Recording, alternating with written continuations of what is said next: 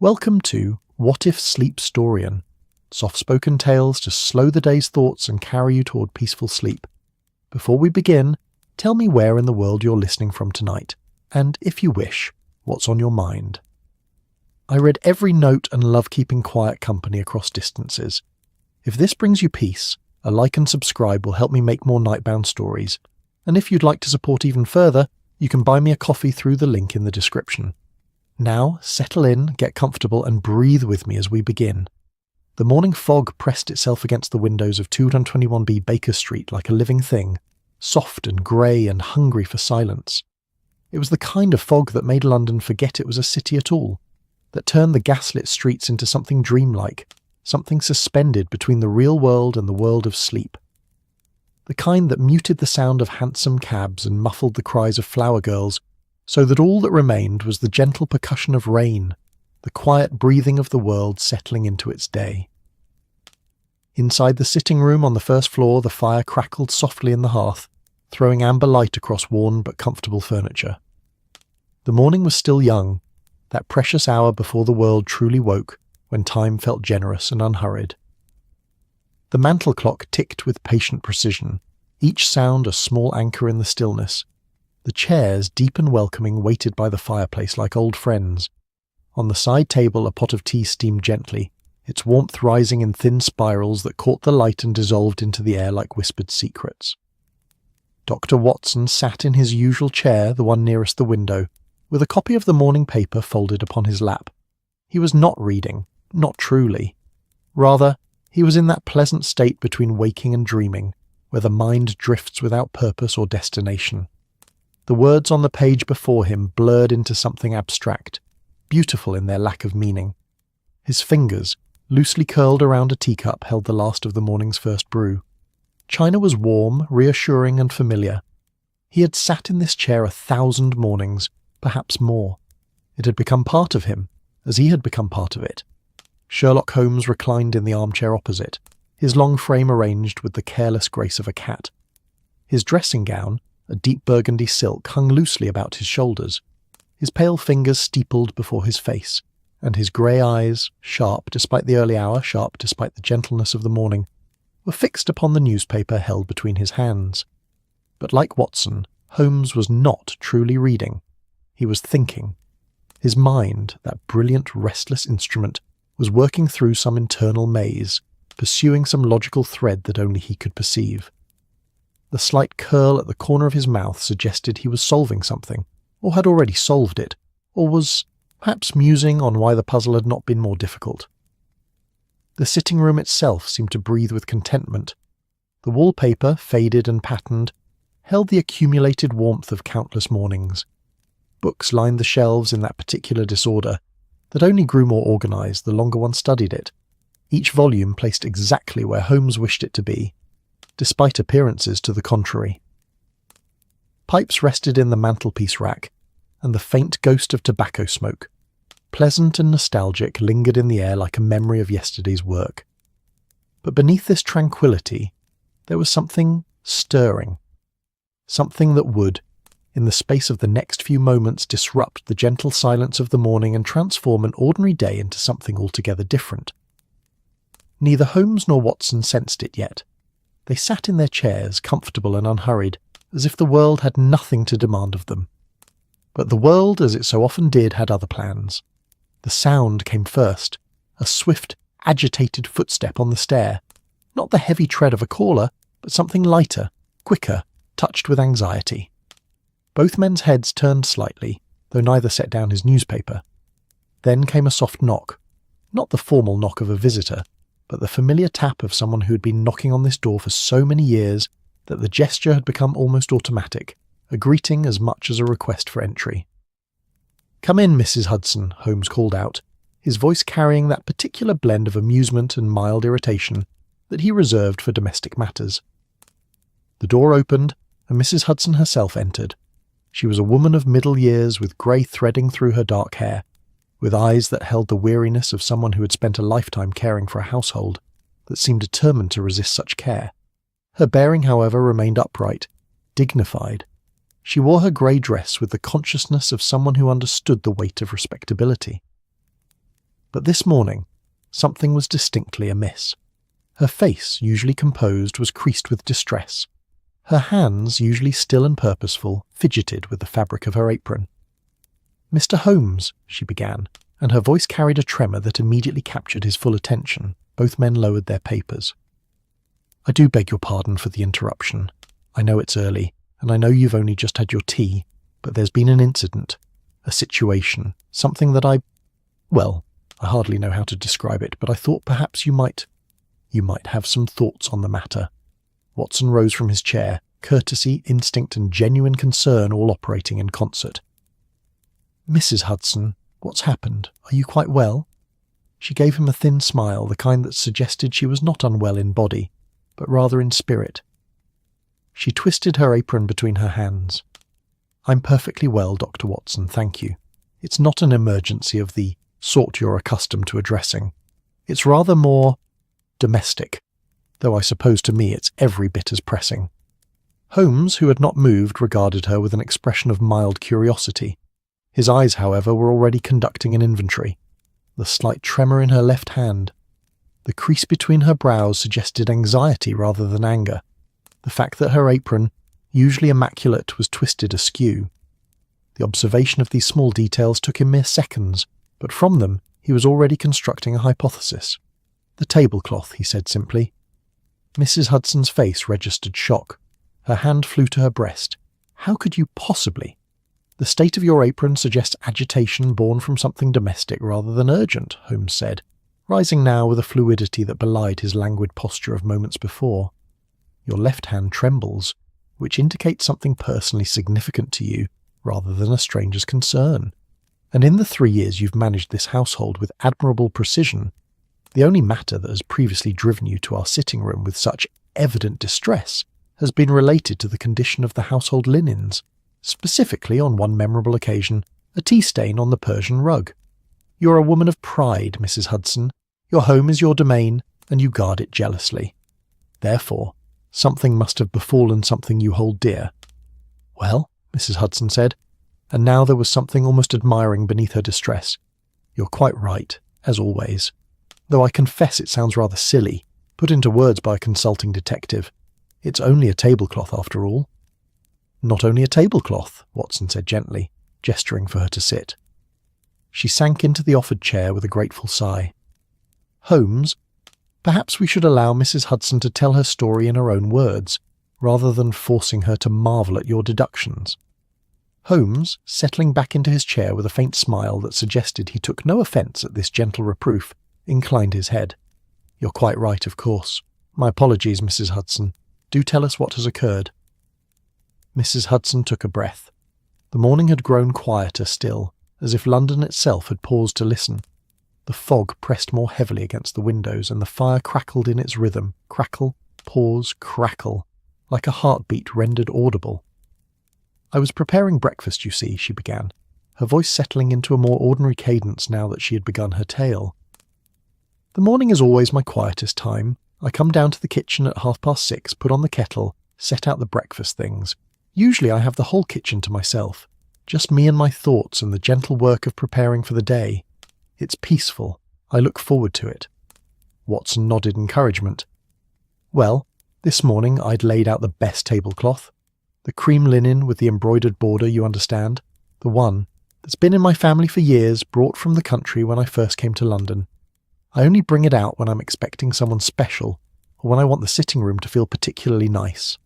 I thought, with the fog so thick this morning, it might be nice to have something warm and cheerful about the house." She paused, her fingers working at her apron. "This morning?" Holmes asked, his interest suddenly and fully engaged. "You're saying this occurred this very morning, before we came down to breakfast?" "Only within the last quarter hour," Mrs. Hudson confirmed. "I was in the kitchen, preparing the eggs and the toast, when I heard a visitor arrive. Very early, I thought it was. We don't often have callers at such an hour. I assumed it must be one of your clients, Mr. Holmes, or perhaps a police matter. But there was something hurried about the footsteps, something urgent. I heard them in the entryway, heard them pause, and then I heard them making their way up the stairs with such speed that I thought perhaps something was quite wrong. Did you see the visitor?" Holmes leaned forward slightly, his fingers steepling again beneath his chin. "No, not directly. By the time I emerged from the kitchen, they'd already passed through the sitting room. I heard the murmur of voices from your study. It was your study door opening. I distinctly heard that. I assumed you had been awake already, Mr. Holmes, and had received them there. So I returned to my breakfast preparations, thinking nothing more of it. The visitor didn't stay long. Perhaps 10 minutes, perhaps less. And when they departed, I heard the stairs again, very quick, very urgent, and then the door closing below. She looked down at her hands. After they'd gone, I finished laying out the breakfast things. I was carrying the tablecloth into the sitting room. I was going to drape it over the table we use for breakfast, the small one by the window, when I saw it. An ink stain, a large one, right across the centre of the cloth where it would be most visible. It's quite ruined, I fear. The ink has soaked right through. I did my best to blot it immediately, but I'm afraid the damage is done. The sitting room fell silent. Outside, the fog pressed against the windows. Inside, the clock ticked. Tick, tick, tick. The fire crackled. Holmes's expression had changed entirely. The mild amusement had departed, replaced by something far more intense. His eyes had narrowed, and that peculiar focus which Watson had come to recognise as the sign of genuine intellectual engagement had descended upon him like a mask. "Show me," Holmes said simply.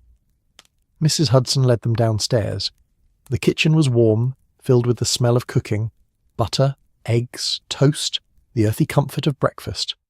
But laid across the large wooden table in the corner of the room was the cream-coloured tablecloth, and across its face was a stain that told its own story. It was large, spreading, with a pattern, of smaller splatters radiating outward from a central point. The ink was a deep black, the kind used in fountain pens, the kind one found in official documents and formal correspondence. It had dried somewhat, but only somewhat. Holmes did not touch it immediately. Instead, he circled the table slowly, his eyes conducting their own inventory. Watson watched his friend work, recognizing the signs of genuine engagement. "When, precisely, did you discover it?" Holmes asked. "No more than 20 minutes ago, I should say. I came down to the kitchen first, as always. The house was quiet. Then, when I heard the visitor, I attended to my cooking. After they departed, perhaps 5 minutes passed before I found the cloth." "And you haven't moved it? Haven't tried to clean it?" "I blotted it, as I said, with a cloth. But I did so very gently, Mr. Holmes. I didn't want to damage it further. I've left it precisely as I found it." Holmes nodded. He was studying the stain now with an intensity that might have seemed obsessive to anyone who didn't understand the nature of his mind. He was seeing something in the pattern, in the angle, in the very geography of the ink's dispersal. His eyes traced the trajectory of the splatter as if following a map only he could read. "Watson," he said quietly, "what do you make of it?" Watson stepped closer, attempting to apply the methods Holmes had taught him over the years. "Well, the stain is concentrated here at the centre with smaller specks spreading outward. The pattern suggests the bottle was moved quickly, or perhaps knocked over. Or," Holmes said, and there was an edge of satisfaction in his voice, "the fountain pen was held in a hand that moved with great haste. Note the angle of the major splatters, not random but directional. Someone who was writing or attempting to write, and who moved with considerable urgency. The ink pooled here, where the nib rested against the cloth for a moment. But then, look, the pen continued moving, up and to the left, a gesture of frustration or haste." He straightened, and there was a glint in his eye that Watson knew well. "Mrs. Hudson," Holmes said, turning to her with an expression of mild triumph, "you have been the recipient of a small mystery this morning, though you may not realize its significance. Your tablecloth has not merely been stained. It has been part of something far more interesting than a domestic accident." "I don't understand," Mrs. Hudson said, her anxiety deepening slightly. "No," Holmes said gently, "but you will. Tell me, the visitor this morning, did you hear enough of their voice to make any determination of their identity?" Mrs. Hudson frowned, thinking. There was something familiar about it now that you mention it, but I cannot quite place it. The voice was male, and it carried a note of, I suppose I'd describe it as distress.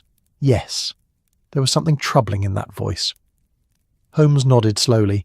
He was smiling now, that small private smile that suggested he had glimpsed the shape of something interesting taking form. "I believe," he said to Watson, though his words were addressed to both the doctor and Mrs. Hudson, that our mysterious visitor has left us something far more valuable than a stain. They have left us a question, and questions, my dear Watson, are infinitely more interesting than answers. He turned to Mrs. Hudson.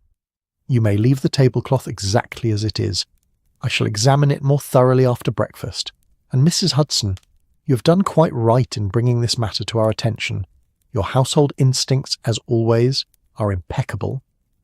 As Mrs. Hudson departed, looking somewhat bewildered but heartened, Watson found himself studying his friend's face. Holmes, what is it? You've recognised something. Possibly, Holmes said, returning his gaze to the stain.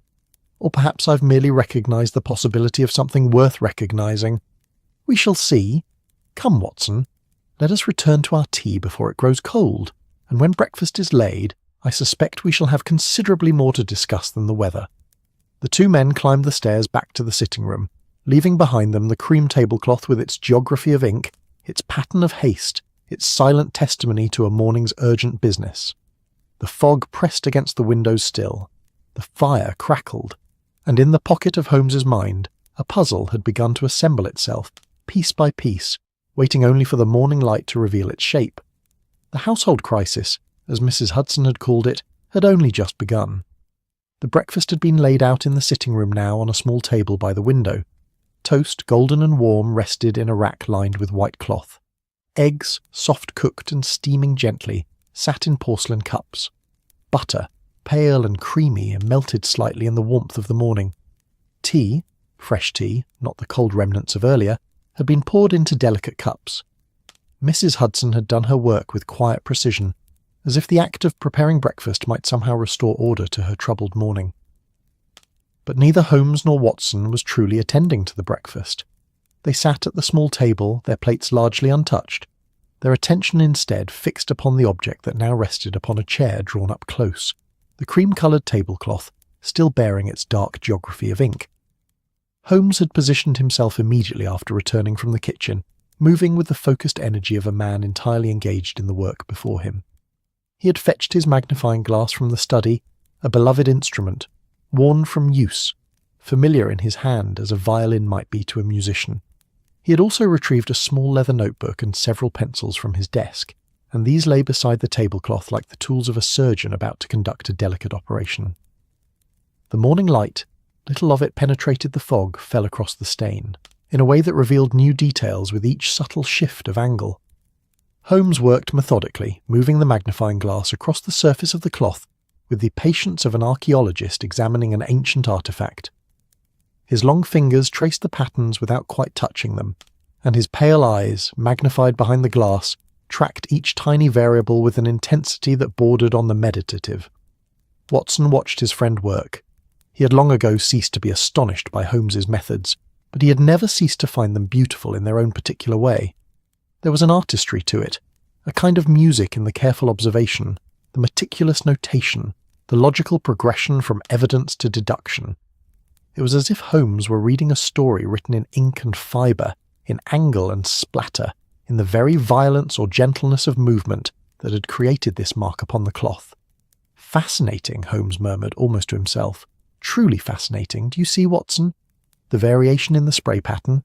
Here, the droplets are tiny, almost atomized, but here they are larger, more substantial. This suggests a difference not merely in the distance of the pen from the cloth, but in the velocity with which the writing implement was moving at different moments. Watson leaned closer, studying the stain with genuine effort to perceive what Holmes saw so clearly. The writer was writing at different speeds? Precisely, or rather the hand holding the pen was moving with varying degrees of urgency. Here, Holmes indicated a section near the centre with the tip of his pencil.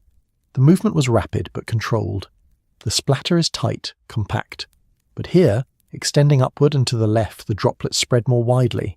This suggests a sudden movement, a jerk perhaps, an abrupt gesture born of emotion rather than deliberate action. He straightened slightly, his eyes still fixed upon the cloth. The morning seemed to hold its breath around him. Outside, London was waking beneath the fog. The sound of a milk cart in the street below, the cry of a newspaper seller, the distant bell of a church tower. But here, in the sitting room of 221B Baker Street, There was only the quiet of intense focus. And the ink itself, Holmes continued more to himself than to Watson, is a fountain pen ink, not the thick pigmented substance of a dip pen. The composition suggests one of the better brands, Waterman's perhaps, or possibly Mont Blanc. This indicates someone of means, or at least someone who valued the quality of their writing instruments, someone for whom correspondence or documentation held significance. "You're narrowing it down then," Watson said, finding that he too was drawn into the puzzle now. The visitor was someone educated, someone of some standing, someone whose pen had recently been in use. And someone, Holmes added, his voice taking on a sharper edge, who was in a state of considerable emotional disturbance. "Observe the pattern here, Watson, the initial pooling of the ink. It suggests the pen came to rest against the cloth, held there for a moment. Not dropped, not abandoned, deliberately set down. And then, see how the trail continues? The pen was lifted again, but not smoothly. There's a small splatter here that indicates it was moved with a sudden, almost jerking motion." Holmes rose from his chair and walked slowly around the table, regarding the cloth from different angles. His dressing gown, still ungathered at the waist, flowed behind him like the cape of some Victorian magician, about to perform an act of intellectual prestidigitation. He moved with the grace of a man who felt utterly at home in his own space, who had made this sitting room a kind of stage upon which the dramas of London were enacted and understood. "The thickness of the stain," he mused, "varies considerably. Here, at the centre, it is quite dark, quite saturated, but moving outward, toward the perimeter, it becomes progressively lighter. This is consistent with what one would expect from a sudden spill, where the initial contact is most concentrated, and the spray diminishes with distance." He paused, turning to Watson with an expression that blended satisfaction with something else, something that might have been called sympathy. Had one known Holmes well enough to imagine such an emotion could live behind those keen grey eyes? But what is most telling, Watson, is not what the stain tells us about the writing, or about the writer's state of mind in that moment. What is most telling is what the stain tells us about the visitor's reason for calling at such an unseemly hour, and what they were doing in our sitting room with a pen in their hand. "They were writing," Watson said slowly, following the thread of Holmes's logic. "Writing something hurriedly, writing something that distressed them." "They were writing something they did not wish to write," Holmes corrected gently. "Or rather, they were attempting to write something and failing. The stain itself suggests a moment of intense frustration. The pen was held, words were formed, or attempted to be formed, and then, in a moment of emotional overwhelm, the pen jerked upward, scattering ink across the cloth." Holmes returned to his seat. He picked up his notebook and, with a few swift strokes of his pencil, sketched something. Whether it was a rendering of the stain or merely notes of his observations, Watson could not quite determine. Holmes's handwriting, when hurried, often bordered on illegibility, a kind of shorthand that only he could decipher. "You see, my dear Watson," Holmes said, setting down his pencil and steepling his fingers once more, "this is not a mystery in the conventional sense. This is not a crime to be solved, or a missing person to be located. This is something far more delicate. This is a window into a moment of human vulnerability. This is the visible mark of someone's private distress, rendered in ink upon linen." Watson felt a small shiver run through him at these words. Holmes spoke often of crime, of criminals, of logic and deduction. But these moments when he turned his formidable intellect toward understanding the human heart, were rarer and somehow more affecting. "Mrs. Hudson said the visitor's voice was familiar," Watson recalled. "She said there was something distressed in it." "She did," Holmes agreed. He rose again, this time moving to the window. The fog pressed against the glass, soft and impenetrable. It seemed to muffle even thought itself. A familiar voice, someone known to this household, someone whose visit at such an hour would not be entirely extraordinary, though still unusual enough to merit surprise. Someone, furthermore, whose distress would be profound enough to manifest in a moment of such emotional loss of control. He was silent for a long moment, his gaze fixed on the fog. The clock ticked, the fire crackled, and then, as if a door had opened in his mind, Holmes turned back to Watson with a smile that was equal parts satisfaction and understanding. "I believe," he said quietly, "that I know who our early morning visitor was." "Who?" Watson asked, though he sensed already that Holmes would not answer directly. He never did, not at this stage of an investigation. He would insist upon walking Watson through his reasoning, and would compel him to see the path that his own mind had already travelled. Consider Watson, a man sufficiently distressed to lose control of his fountain pen, a man whose voice Mrs. Hudson recognised but did not immediately place, a man who came at dawn, when the household would be just stirring, when few would notice his arrival or departure, a man who required the counsel or discretion of a consulting detective at such an hour. Watson felt understanding beginning to crystallise. "Surely you don't mean—" "A police officer," Holmes said, and there was something almost sad in his voice now. "Someone from Scotland Yard, someone accustomed to authority, to certainty, to the maintenance of control, someone for whom coming here at this hour with this distress would represent a considerable breach of the professional composure they normally maintain." "But which officer?" Watson pressed. "We've worked with several." "Ah, but there is only one who would come here in such a state, and only one upon whose visit Mrs. Hudson might remark as bearing a note of familiarity. Only one whose voice she would recognise and yet not immediately place, because she hears it so rarely in such a condition of distress." Holmes returned to the table and studied the tablecloth once more. "The angle of the stain, Watson. Look at it again. Note how the hand that held the pen would need to be positioned to create this particular pattern. A right-handed individual writing from this position. Not a man accustomed to sitting at this particular desk. He would be unfamiliar with its height, its exact placement. He would be sitting rigidly, uncomfortably, prepared to leave at any moment. A man who did not come to stay, but merely to speak, to seek advice, and to depart." "Inspector Lestrade," Watson breathed, the name arriving fully formed in his mind. "Inspector Lestrade," Holmes confirmed with a slight nod. "Called here at an hour that suggests urgency, carrying with him a pen, presumably from documents he's been examining. Distressed enough to lose control when confronted with something in this room, or something in our conversation that struck him deeply. Distressed enough to scatter ink across Mrs. Hudson's prized tablecloth without even noticing. So entirely concentrated was he on whatever matter had driven him to this house." Watson found himself sinking back into his chair, processing this information. Lestrade was a good man, despite Holmes' frequent ribbing about his methods. Competent, earnest, devoted to his work at Scotland Yard. But he was also a man burdened by the weight of his position, by the pressure to close cases and appear efficient to his superiors. What could have distressed him so profoundly, Watson wondered aloud. Holmes was silent for a moment. He moved back to the window, his tall figure silhouetted against the fog-dimmed light. When he spoke, his voice was quieter than before, and held a note of something almost like compassion. "That, my dear Watson, is a question we cannot answer from the stain alone. But I confess to being intrigued. Lestrade does not come here easily. There is always a barrier between us, a professional distance that he maintains with considerable effort. For him to arrive at such an hour in such a state suggests something of considerable gravity." He turned back to face Watson fully. "I believe we shall soon hear from our friend at Scotland Yard, and I believe that when we do we shall discover that this stain upon Mrs. Hudson's tablecloth is far more significant than a mere domestic accident. It is rather a mark of someone's conscience seeking guidance, a mark of humility seeking understanding, a mark of error seeking correction." Watson rose and moved to join Holmes by the window. Together they looked out at the fog, at the muted London morning, at the hidden world beyond the glass. The breakfast sat cooling on the table behind them, untouched and forgotten. But neither man felt any hunger for food. The puzzle had awakened them in a way that breakfast never could. "What shall we do?" Watson asked. "We shall wait," Holmes said simply. "And we shall think. The pieces will come together, Watson. They always do. In the meantime, let us ensure that Mrs. Hudson receives the proper recompense for her damaged tablecloth. And let us think upon the nature of mercy, and upon what it might mean when a man must come seeking the counsel of Sherlock Holmes in such a state of distress that his hands refuse to obey his mind's commands." The morning deepened around them.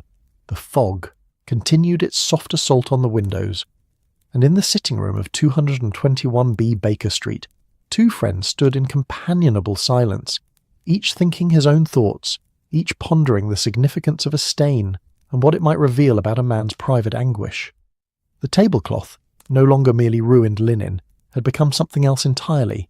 It had become a message, a silent testimony to a moment when control had failed, when the careful facade of professional composure had cracked, revealing the vulnerable human beneath. and somewhere in the depths of London, beneath the fog and the bustle and the ordinary business of the morning, Inspector Lestrade was facing the consequences of whatever decision or error had driven him to Sherlock Holmes's door at dawn. He did not yet know that his moment of loss of control had been observed, analysed, and understood. He did not yet know that the stain he had left behind had already spoken volumes to a mind as keen as Holmes. But he would learn. In time, all would be revealed, and in that revelation would lie not condemnation, but something far more valuable, the possibility of understanding, and perhaps of mercy. The afternoon had settled into that peculiar quietness that only London fog can create. The day, which had dawned with promise, had gradually surrendered to the encroaching mist. Now, at 2 o'clock in the afternoon, it might have been early evening. The world beyond the windows of 221B Baker Street had become something soft and indistinct, a watercolour painting left out in the rain. The gas lamps in the street below had been lit despite the early hour, their yellow light diffused and softened by the fog into something almost dreamlike. Holmes had remained largely absent from the sitting room since breakfast.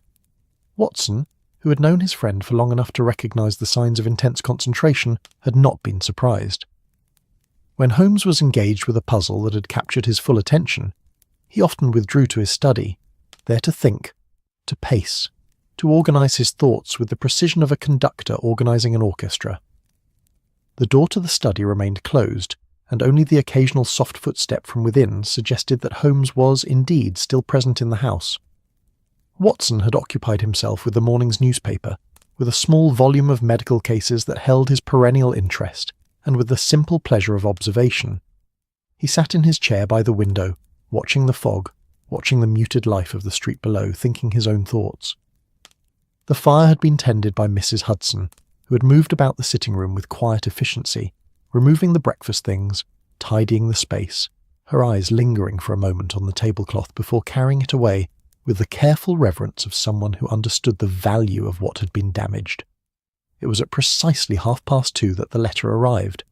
The post had come and gone at its usual hour, but Mrs. Hudson had set aside one particular envelope, which she now brought to Watson with an air of quiet significance. The envelope was official in appearance, thick cream-coloured paper bearing the seal of Scotland Yard. The handwriting on the front was precise, military in its exactness, and unmistakably Lestrade's. "For Mr. Holmes," Mrs. Hudson said, offering it on a small silver tray. "It came in the second post. I thought perhaps you might wish to inform him immediately." Watson took the envelope, noting the careful calligraphy, the deliberate precision. It was the hand of a man who had spent years recording official documents, writing reports, and maintaining records.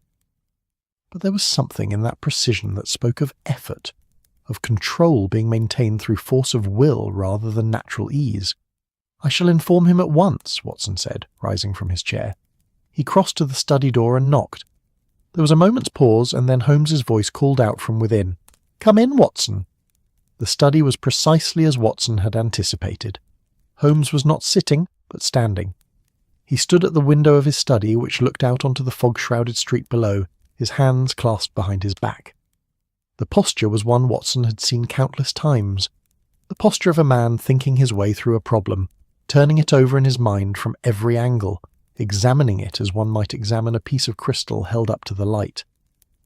The study itself was in that particular state of organised chaos that characterised Holmes's workspace. Papers were stacked on the desk, but in piles that suggested deliberate organisation rather than haphazard accumulation. Books lined the shelves, and several volumes lay open on various surfaces, as if Holmes had been consulting them in rapid succession. On one corner of the desk sat the stained tablecloth, still being examined apparently, though from this distance Watson could not determine what further analysis it was undergoing. "A letter has arrived," Watson said, extending the envelope. "From Lestrade, I should think."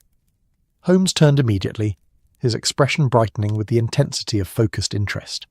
He took the envelope without comment and opened it with the swift, economical movement of a man who had opened thousands of official documents. His grey eyes scanned the contents rapidly.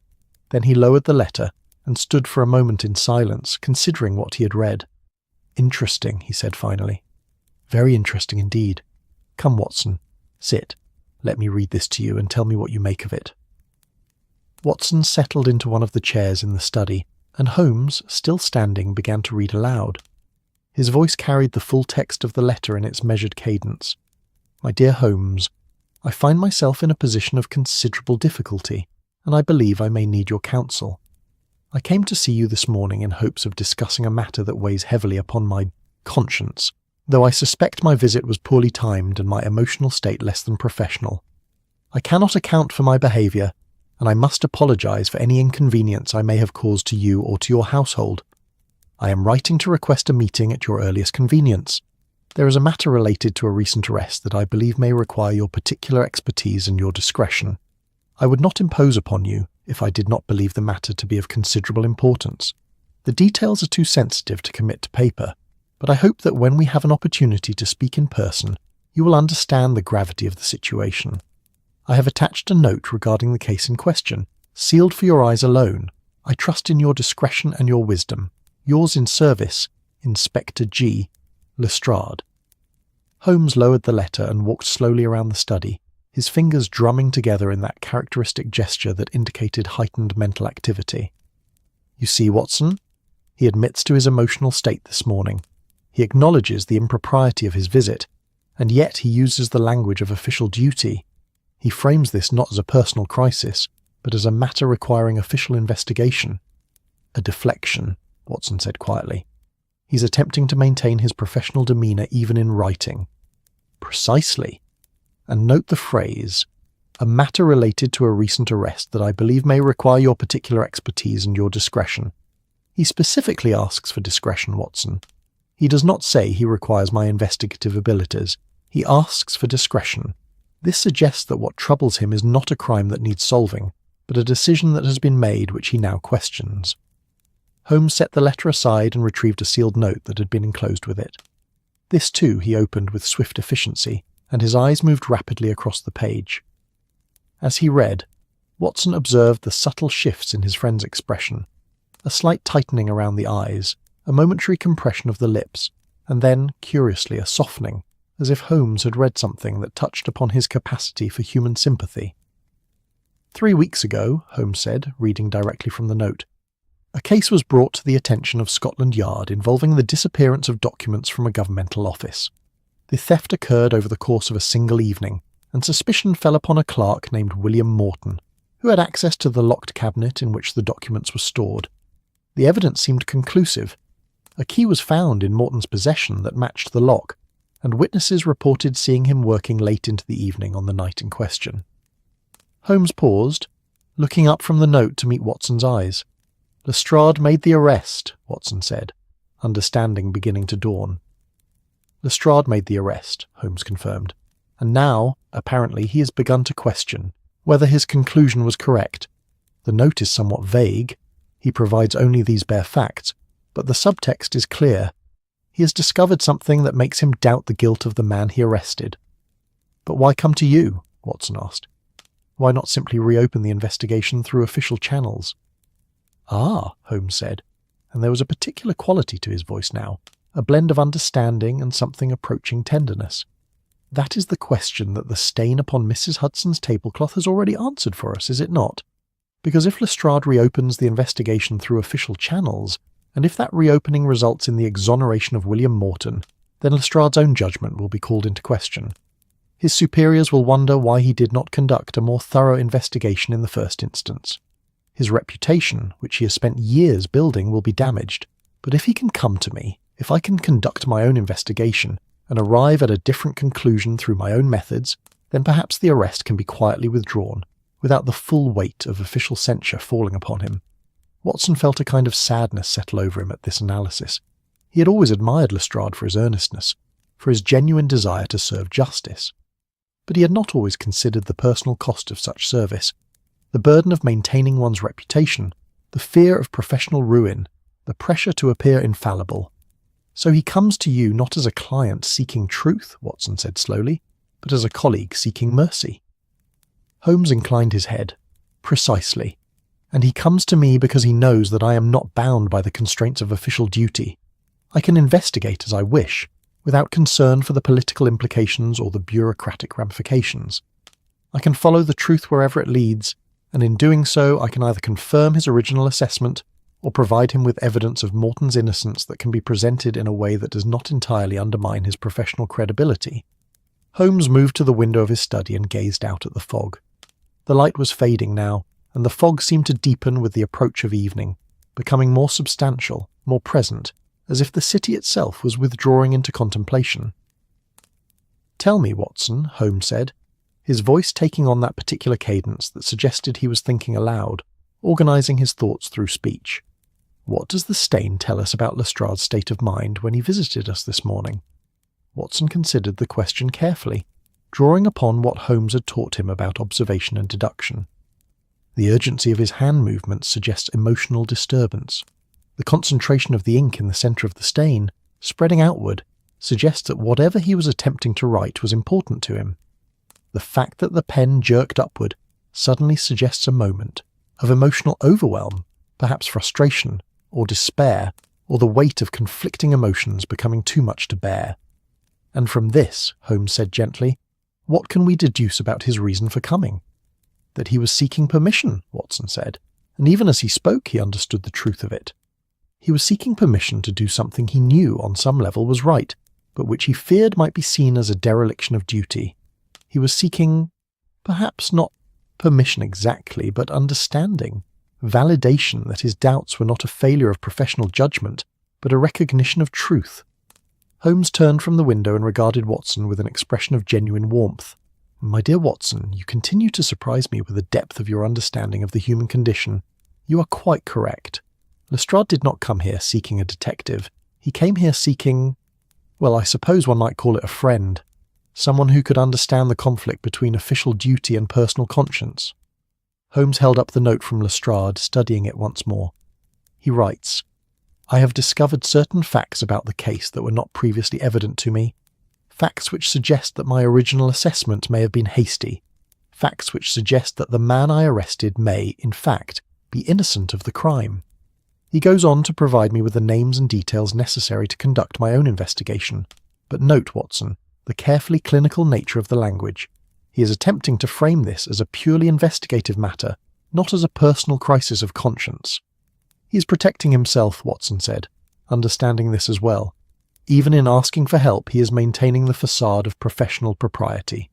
"Precisely, and by doing so," Holmes said, "he's making it easier for me to help him, because I can conduct my investigation as if it were a matter of professional curiosity, entirely separate from any consideration of how it might reflect upon Lestrade's original conclusions. I can, in effect, allow him to save face while still arriving at the truth."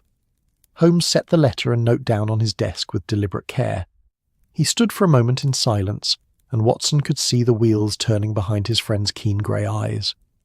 This was Holmes in the moment of committing himself to a case. Not a dramatic commitment, but a quiet one. A recognition that something worth understanding had presented itself. "I shall need to examine the case files," Holmes said finally. "The evidence against Morton, the timeline of events, the witness statements. I shall need to interview the man himself if possible, and I shall need to understand the nature of the documents that were stolen, what they contained, why they were important, and who might have had motivation to take them." "You believe Morton is innocent?" Watson asked. "I believe nothing yet," Holmes corrected gently. "I have only a series of facts and the emotional response of a man I respect to those facts. But when a detective of Lestrade's experience begins to doubt his own conclusion, such doubt is worth investigating. It is the kind of doubt that speaks to something observed, but not yet understood, something that nags at the edge of consciousness until it can no longer be ignored." Holmes moved back to the desk and set the note aside with care. He picked up a piece of paper and with swift, precise movements began to write. His handwriting, when deliberate, was quite beautiful, an elegant script that spoke of careful training and disciplined practice. "I shall send a reply to Lestrade," Holmes said as he wrote, "informing him that I will undertake an investigation into the matter he has raised. I shall request access to the case files and permission to interview the relevant parties, and I shall assure him that any investigation I conduct will be conducted with the utmost discretion." As Holmes wrote, Watson moved to the window and looked out at the fog. Somewhere in that fog, hidden among the countless streets and alleys of London, was a man named William Morton, a clerk who had perhaps been wrongly accused, who was perhaps languishing in prison while the man who had arrested him wrestled with doubts about the soundness of his own judgment. And somewhere else in that fog was Inspector Lestrade himself, a man caught between the demands of his position and the dictates of his conscience, a man who had come at dawn seeking guidance, who had spilled ink across Mrs. Hudson's tablecloth in the grip of his own inner conflict. The fog pressed against the window, soft and impenetrable, but within 221B Baker Street, the fog of uncertainty was beginning to lift. A puzzle had presented itself, and Sherlock Holmes had accepted the challenge. The investigation, quiet and private as it must be, had begun. "Watson," Holmes said, setting down his pen and sealing his reply to Lestrade in an envelope, "I believe we shall have work to do. The case of William Morton awaits, and if my suspicions are correct, we may find ourselves not merely solving a puzzle, but perhaps performing a small act of justice in the shadows, unobserved by those who concern themselves with official matters and professional advancement." Watson turned from the window and saw his friend regarding him with that particular expression of camaraderie that had always characterized their best moments, the expression of a man who valued his companion not merely for his capacity to assist in investigations, but for his capacity to understand the deeper currents of human motivation that ran beneath the surface of detective work. The afternoon deepened into evening. The fog continued its soft assault on the windows, and in the study of 221B Baker Street, two friends prepared themselves for a new investigation, one that would require not merely the application of logic and observation, but also the careful navigation of loyalty, mercy, and the complicated business of being human. 3 days had passed since Lestrade's letter arrived, 3 days during which Holmes had been consumed entirely by the investigation into the case of William Morton. Watson had observed his friend with the familiar mixture of admiration and concern that such periods of intense focus always occasioned. Holmes had eaten sparingly, slept even more sparingly, and had maintained a constant state of motion, moving between his study and the sitting room, consulting reference materials, writing notes in his precise shorthand, occasionally pacing the length of the sitting room with his hands clasped behind his back, lost entirely in the mechanisms of his own mind. The case files from Scotland Yard had arrived within hours of Holmes's request, delivered by a quiet constable who had been instructed to place them directly into the detective's hands. The documents were extensive: witness statements, police reports, photographs of the scene, details of the evidence recovered, and the transcript of William Morton's initial interrogation. Holmes had consumed all of this information with the veracity of a man reading the most compelling narrative, though to an outside observer he had appeared to be doing nothing more than sitting in his chair, occasionally turning a page, his eyes moving with methodical precision across each line. On the evening of the third day, Holmes had summoned Watson to the study with an unusual degree of formality. There had been something in his manner, a particular quality of anticipation mixed with something approaching gravity, that suggested he had arrived at conclusions of significance.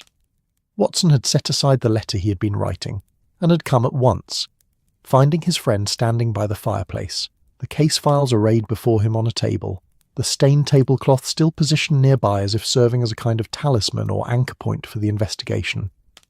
"I have been examining the evidence with considerable care," Holmes began without preamble, his voice carrying that particular cadence that suggested he was about to unfold a narrative of some complexity.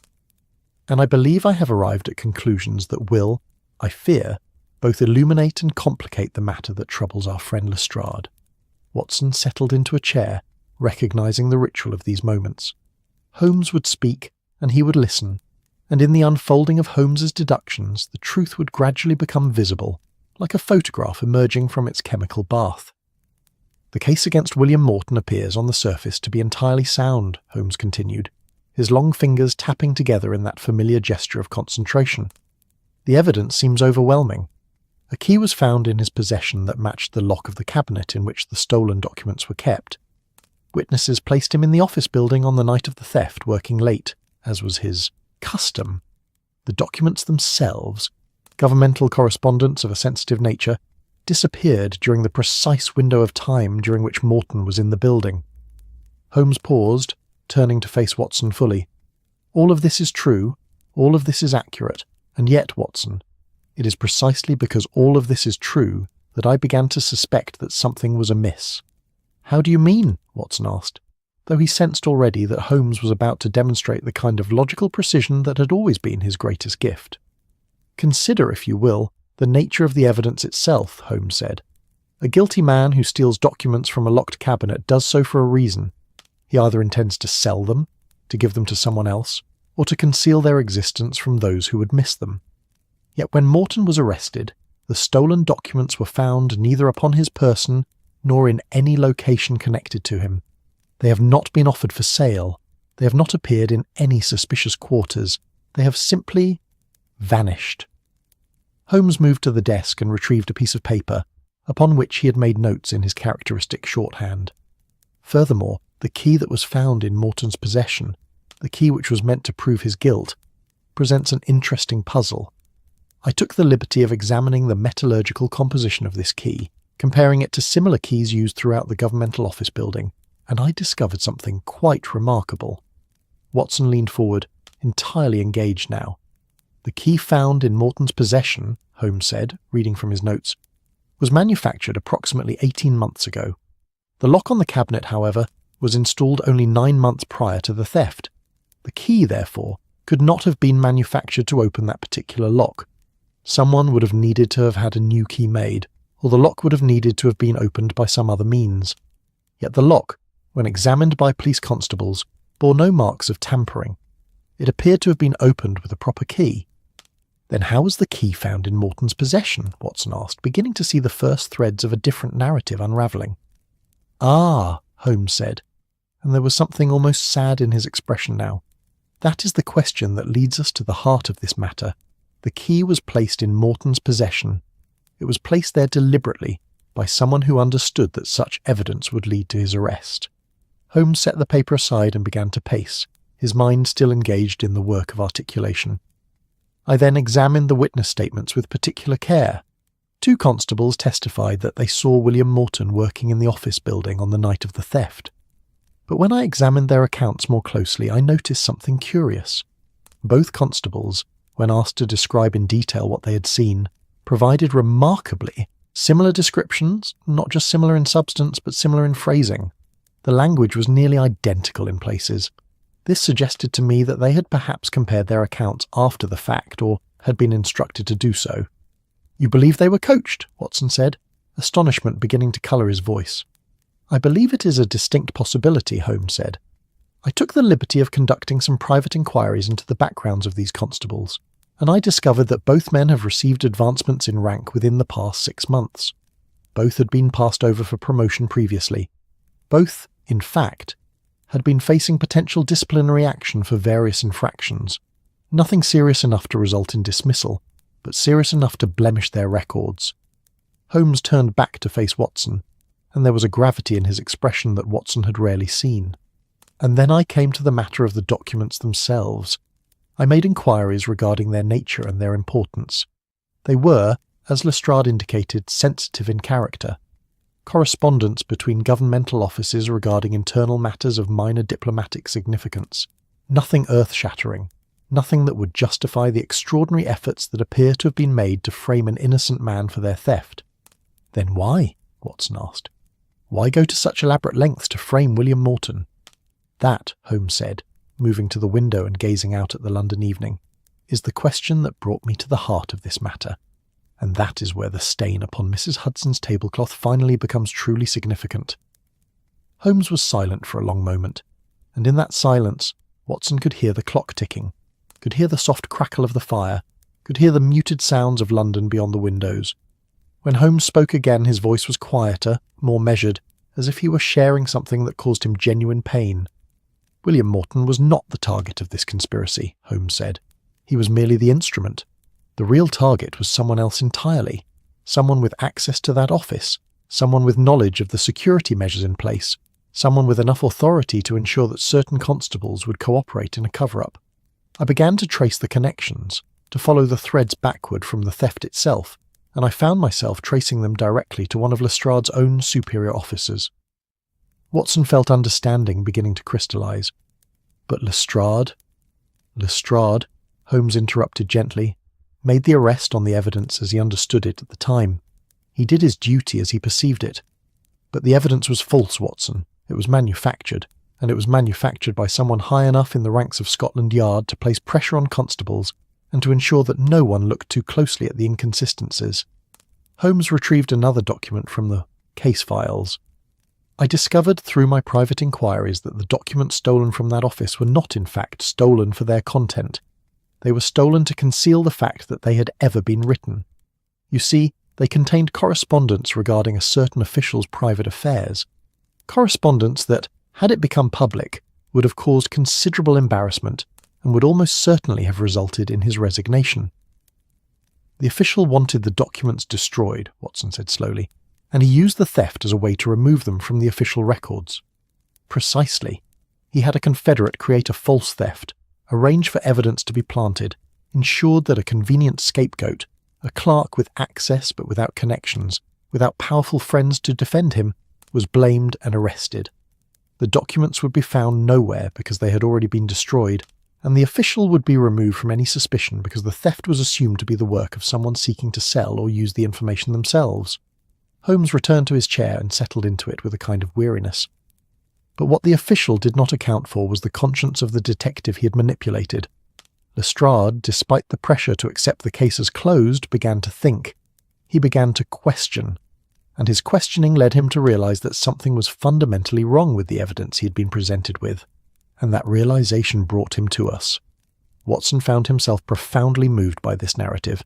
He thought of Lestrade, caught between the demands of his superiors and the dictates of his own conscience, struggling with the burden of having participated, however unknowingly, in a conspiracy of injustice. "What will you do?" Watson asked quietly. "I have a responsibility," Holmes said, his voice taking on a harder edge now, "to see that the truth is made known. I have a responsibility to William Morton, who sits in prison for a crime he did not commit. I have a responsibility to justice, to the proper functioning of the law, to the maintenance of those institutions that are meant to protect the innocent." He paused, and in that pause, Watson could sense the weight of conflicting loyalties pressing down upon his friend. "And yet," Holmes continued more softly now, "I also have a responsibility to my colleague, to a man who, despite his errors in judgment, acted in good faith, to a man whose career and reputation would be destroyed if this entire matter were to become public knowledge in an uncontrolled manner." Holmes rose and moved to where the stained tablecloth lay. He picked it up, examining it once more as if it might somehow speak to him afresh, might offer some guidance in this matter of competing obligations. "This stain," he said, holding the cloth so that the afternoon light fell across its surface, "tells a story of a man brought to the breaking point of his emotional endurance.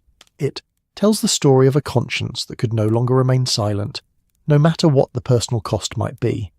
Lestrade came here seeking my help not to cover up the truth, but to uncover it. Even though uncovering it will damage him professionally, even though it will bring scrutiny and investigation down upon the very institution he has devoted his life to serving." Watson found that he had risen from his chair and moved to stand beside his friend. "What was his great error, Holmes? What was the mistake he made?" "His great error," Holmes said quietly, "was to trust the word of his superiors without question. His mistake was to accept the evidence as presented without looking more carefully beneath the surface. But these are not uncommon errors, Watson. These are the errors that men of conscience make when they are confronted by authority and pressure. He is not a villain. He is simply a man who failed to see what was hidden beneath the surface, and who is now struggling with the knowledge of his own failure." Holmes set the tablecloth aside gently, almost reverently. "I have decided, Watson, how I shall proceed in this matter. I shall present my findings to Lestrade privately. I shall allow him the opportunity to pursue certain official channels of investigation that may lead to the discovery of the conspiracy without my name being directly attached to any allegations against his superior officer. In this way, justice may be served, but it will be served through the proper mechanisms of the law, not through any public scandal or dramatic revelation." "And Morton?" Watson asked. "Will he be released?" "That," Holmes said, "will depend upon whether Lestrade has the courage to do what is right, despite the personal cost to himself. But I believe he will. I believe the man who came here 3 days ago, spilling ink across Mrs. Hudson's tablecloth in the grip of his own conscience, has within him the strength to see this matter through to its proper conclusion." The evening had grown darker while they spoke. The fire had burned lower in the hearth, but the room felt somehow warmer, as if the sharing of truth, the acknowledgement of human complexity, had created a kind of comfort in itself. Outside, London continued its ordinary business, unaware of the quiet drama unfolding in the sitting room of 221B Baker Street. But within these walls, a moral reckoning had taken place, and the outline of a resolution had begun to form. Holmes would send his findings to Lestrade the following morning, and then the two men would wait and observe and see whether a detective's conscience would prove strong enough to overcome the pressures of his position and the fear of professional ruin. It was, in its own way, a kind of mystery, not a puzzle to be solved through the application of logic alone, but a human mystery, a question about whether a man possessed the courage to do what was right when the personal cost was high, and in that mystery lay the true heart of this story, not the theft of documents or the framing of an innocent man, but the question of what a good man does when he discovers that he has inadvertently participated in an injustice. Would he accept the official version of events and move forward? Or would he pursue the truth, regardless of where it might lead him? The answer, Holmes knew, would reveal the true measure of Inspector Lestrade's character. And it was that answer, more than any logical deduction or brilliant analysis, that had compelled Holmes to undertake this investigation in the first place. The morning after Holmes had shared his conclusions with Watson arrived grey and mild. The fog had lifted somewhat, replaced by a kind of mist that hung in the air like a veil, softening the edges of London, making the city appear somehow gentler than it truly was. The light that filtered through the windows of 221B Baker Street was diffuse and pale, the kind of light that seemed to encourage quiet thought rather than action. Holmes had sent his findings to Lestrade by private courier the previous evening, a sealed envelope containing the results of his investigation, carefully worded to present the facts without unnecessary accusation, written in that particular style that Holmes employed when he wished to be precise yet merciful. Watson had watched his friend compose the letter, had observed the care with which each sentence had been constructed, had recognised in that careful composition the depth of Holmes' consideration for Lestrade's position and predicament. "Do you truly believe he will act upon this information?" Watson had asked as Holmes sealed the envelope. "I believe," Holmes had replied, "that he will act according to the dictates of his conscience. Whether his conscience proves strong enough to overcome the professional pressures he will undoubtedly face remains to be seen, but I have given him the means by which he might do what is right, should he choose to do so. The rest is now in his hands." Now, on this grey morning, Watson found himself contemplating what he had witnessed over the past few days. He sat in his chair by the window, a cup of tea cooling upon the small table beside him, his mind turning over the events and revelations as one might turn over a smooth stone, examining its surface from every angle. Holmes emerged from his study at approximately 9 o'clock. He was dressed, as always, with careful attention to detail, his dark coat fitting perfectly across his shoulders, his tie knotted with precision. But there was something in his bearing that suggested he had slept little, and what sleep he had taken had been troubled. His eyes, though still keen, carried a certain weariness that came not from physical fatigue alone, but from the weight of moral complexity. "Good morning, Watson," he said, settling into his chair with a kind of deliberateness that suggested even this simple act required conscious effort. "I trust you slept well." "Adequately," Watson replied, studying his friend with the careful attention that long years of medical practice had taught him, "though I confess my mind was occupied with the matter of Lestrade and Morton throughout the night." "As was mine," Holmes admitted. He poured himself tea from the pot that Mrs. Hudson had left for them, his movements economical and precise. "I have been reflecting upon the nature of what we have done, Watson, and upon the implications of the course of action I have chosen."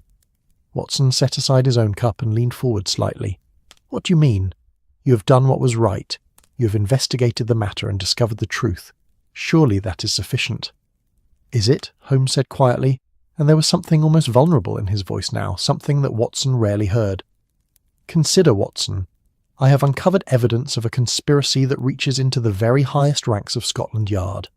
I have evidence that a man of considerable authority and position has committed a grave injustice, and yet I have chosen not to expose this man publicly. I have chosen instead to present my findings to Lestrade in a manner that allows him the opportunity to pursue this matter through official channels that, I must acknowledge, are themselves compromised by the very man I am attempting to bring to account." Holmes rose and moved to the window, his tall figure silhouetted against the pale morning light. In doing so, have I served the cause of justice, or have I merely served the cause of discretion? Have I protected an innocent man from imprisonment, or have I merely ensured that the powerful continue to operate with impunity, their crimes hidden behind a veil of bureaucratic procedure? Watson felt the weight of these questions settling upon him. Holmes, you cannot expect yourself to solve every problem, to correct every injustice. You have done what you believe to be right. Surely that must be sufficient. Must it? Holmes turned to face his friend fully. Tell me, Watson, what is the purpose of truth, if truth serves only to protect those who already possess power and position? What is the purpose of justice, if justice can be manipulated by those who sit above the law? Watson rose from his chair and moved to join his friend at the window. The two men stood in silence for a moment, watching the London morning unfold in its ordinary fashion, carts passing, people hurrying along the pavement, the small dramas of daily life playing out in the fog and mist. I believe, Watson said finally, his voice carrying the weight of conviction born from long experience, that you are asking yourself the wrong question, Holmes. The question is not whether you have solved every problem or corrected every injustice. The question is whether you have served the cause of mercy alongside the cause of truth. Holmes turned to look at his friend, his expression shifting subtly. Mercy? You speak as if mercy and truth are compatible concepts. I have always believed them to be in opposition. And I believe, Watson said gently, that you have been wrong. Consider Lestrade. He came to you not as a criminal seeking to hide his crime, but as a man seeking to understand his own error. He came to you as someone struggling with his conscience, someone who recognized that he had participated in an injustice, however unknowingly. To him, your discovery of the truth is not a condemnation, but a possibility. A possibility that he might correct his error, that he might serve justice not by accepting the official account, but by pursuing the truth even at considerable personal cost. Holmes moved back to his chair and settled into it, his fingers steepling before him in that familiar gesture of deep contemplation. You suggest, then, that the manner in which truth is revealed is as important as the truth itself? I suggest, Watson said, resuming his own seat, that you have always understood this. I suggest that this is precisely why you have chosen to present your findings to Lestrade privately, rather than to the newspapers. I suggest that this is why you worded your letter with such care, with such deliberate attention to phrasing and implication. You have given Lestrade the truth, yes, but you have given it to him in a manner that allows him the possibility of redemption. You have given him the means by which he might correct his error without being entirely destroyed by it. Holmes was silent for a long moment. The clock ticked. The fire crackled softly in the hearth. Outside, London continued its business, unaware of the philosophical reckoning taking place in this small sitting room. When I was a young man, Holmes said at last, his voice quieter than before, I believed that truth was the only thing that mattered. I believed that the world should be understood through the lens of logic and reason, that emotion was a contamination of the pure pursuit of knowledge. I built my entire approach to investigation upon this foundation, the belief that truth, revealed with perfect clarity, would inevitably lead to justice. He paused, his fingers still steepled, his eyes fixed upon some point beyond the physical world of the sitting room. But you have taught me otherwise, Watson, Holmes continued. Through the years of our association, through the countless cases we have worked together, through the friendship that has grown between us, you have taught me that truth without understanding is merely cruelty, that justice without mercy is merely vengeance, that the highest calling of a detective is not to expose every flaw and every error, but to serve the cause of good as it can truly be served, with compassion, with understanding, with an appreciation for the complexity of human motivation and human weakness. Watson felt something shift within his chest at these words. In all their years together, Holmes had rarely spoken so directly of his own limitations, so openly of the ways in which his understanding had been modified and improved through their association. I have chosen a middle path, Holmes said, and now there was something approaching peace in his voice. I have given Lestrade the truth, but I have done so in a manner that allows him the opportunity to act upon that truth with grace. I have exposed the conspiracy, but I have done so through channels that may allow for a resolution that serves justice without necessarily destroying those who participated in the injustice through no fault of their own. And William Morton, Watson asked. William Morton will be exonerated, Holmes said with certainty. Once Lestrade acts upon my information, and I believe he will, for his conscience will not permit him to do otherwise, the true nature of the conspiracy will be revealed. The documents will be located, or evidence of their destruction will be discovered. The false testimony of the constables will be impeached, and Morton will be released, his name cleared, his dignity restored. And Lestrade's superior officer, Watson pressed, will he face consequences? He will face investigation, Holmes said. Whether that investigation results in prosecution will depend upon many factors: political considerations, the availability of evidence, the willingness of witnesses to testify. But he will no longer be able to conceal his actions. He will no longer be able to hide behind the official veneer of respectability. And in a world where truth often hides in darkness, that revelation of hidden truth is itself a form of justice. Watson nodded slowly, beginning to understand the full depth of Holmes's reasoning. So you have not compromised with truth, but rather you have expanded your understanding of what serving truth truly means. Precisely, Holmes said, and a faint smile crossed his face. I have learned that the pursuit of truth is not a solitary endeavour, conducted in isolation from the world of human feeling and human consequence. I have learned that the pursuit of truth is itself a deeply human activity, requiring not merely intelligence but wisdom, requiring not merely the ability to see what is hidden, but also the understanding of when and how to reveal what one has seen. The two men sat in companionable silence for a time. The morning deepened around them. Mrs. Hudson could be heard moving downstairs, attending to her household duties with her usual quiet efficiency. The ordinary rhythms of the house continued their familiar patterns: the ticking of the clock, the crackle of the fire, the soft sounds of London beyond the windows. "Holmes," Watson said at last, "I want you to know that I believe you have done what's right. Not merely correct, not merely logical, but genuinely right. You have balanced the demands of truth and the demands of mercy.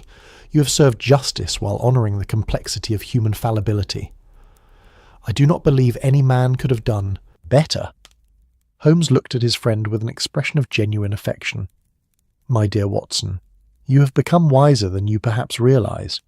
I have depended upon you not merely for companionship, though that too is invaluable, but for your constant reminder that intelligence without humanity is merely cleverness, that logic without compassion is merely cold mechanics, that the pursuit of truth must always be tempered by an understanding of what truth actually serves, not the abstract principles of justice, but the real lives of real people." "Then we agreed?" Watson asked. "We believe we have done what is right."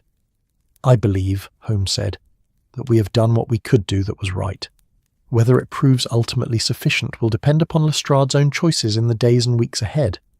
But I believe we have given him the opportunity to do what is right, and I believe that a man of conscience will ultimately choose to do so, even when the personal cost is high." It was at that precise moment that a knock came at the door of the sitting room. Both men looked up simultaneously, and Watson could not help but notice the slight tightening of Holmes's expression, the subtle tensing that suggested even he was uncertain what the immediate future might bring.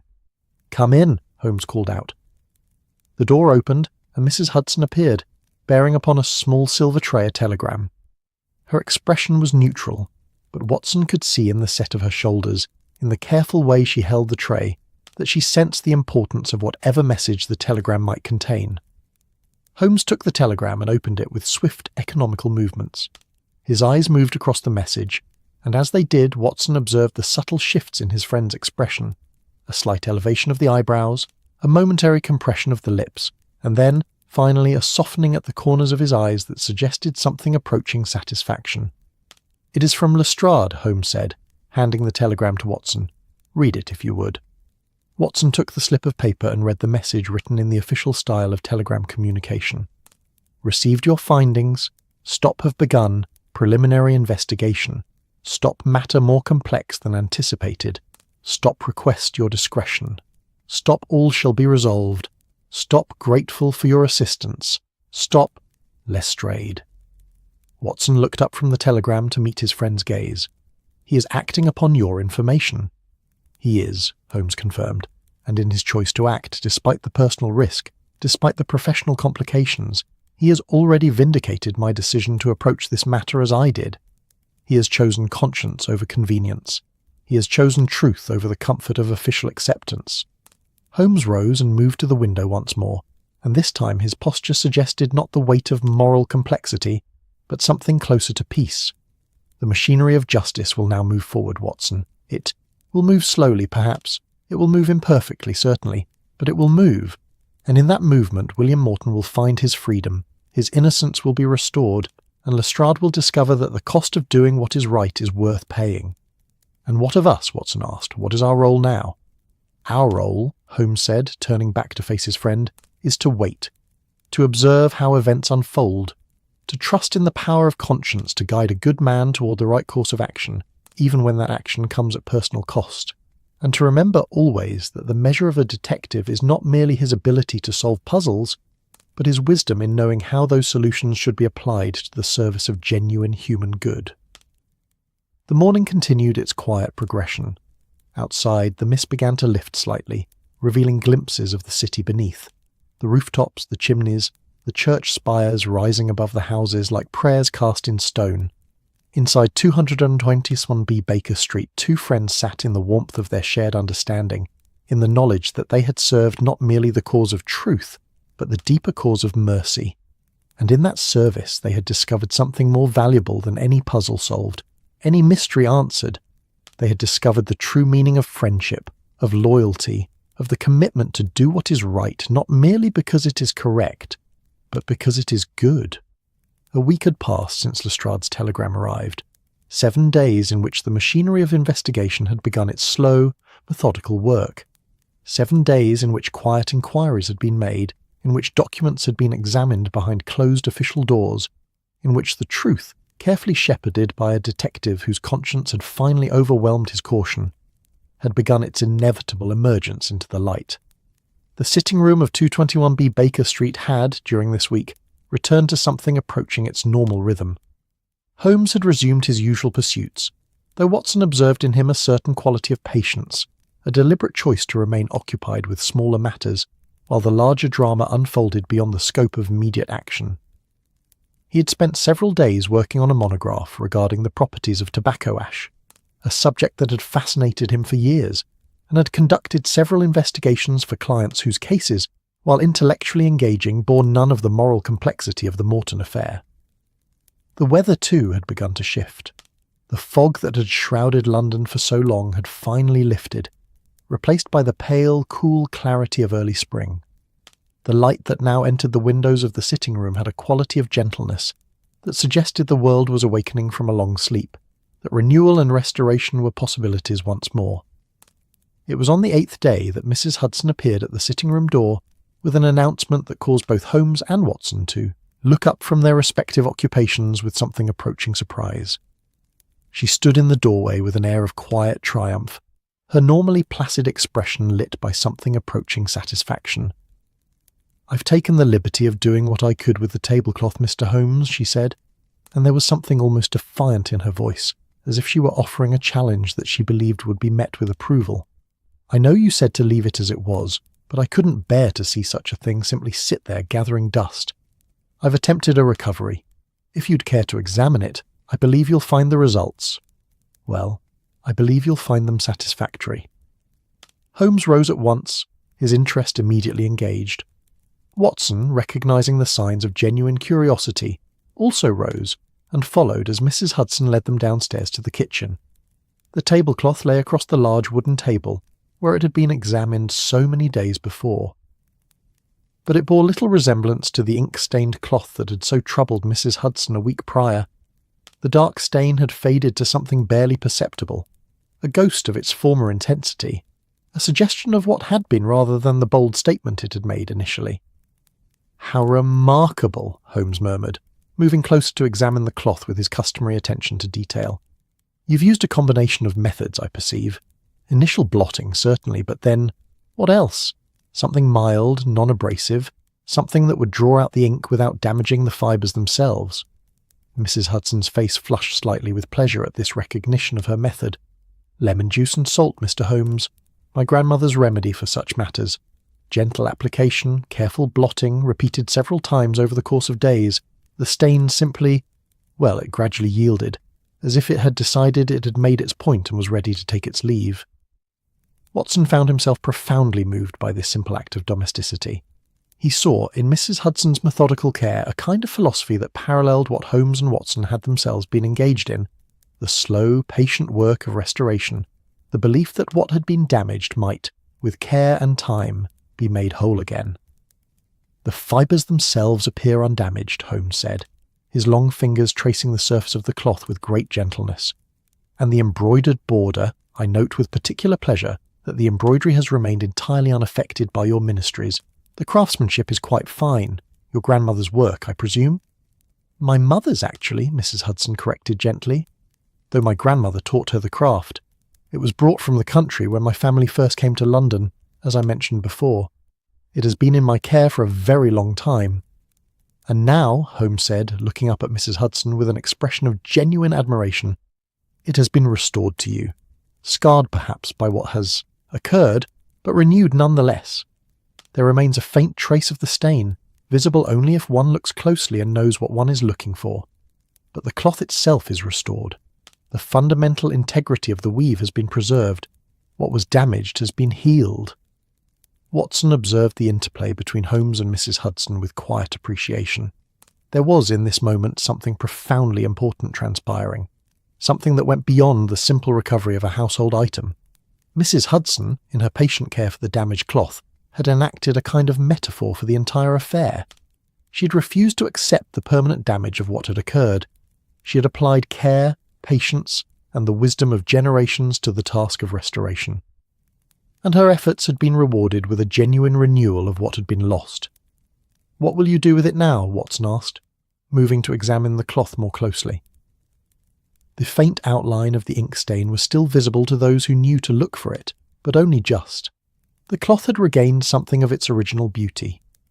"I shall use it naturally," Mrs. Hudson said, and there was in her voice something approaching defiance, as if she were making a statement about the nature of damage and recovery. "It is a perfectly serviceable tablecloth now, perhaps more serviceable than before, given that I was always rather too careful with it, too anxious about damaging something so precious that I barely allowed it to fulfill its purpose. Now I can use it freely, and if it suffers another small accident or another small stain, well, I know that such things can be remedied with care and patience." She paused, and something in her expression suggested that she had, in this moment, come to a kind of peace with what had transpired. "There is wisdom in that," Holmes said quietly.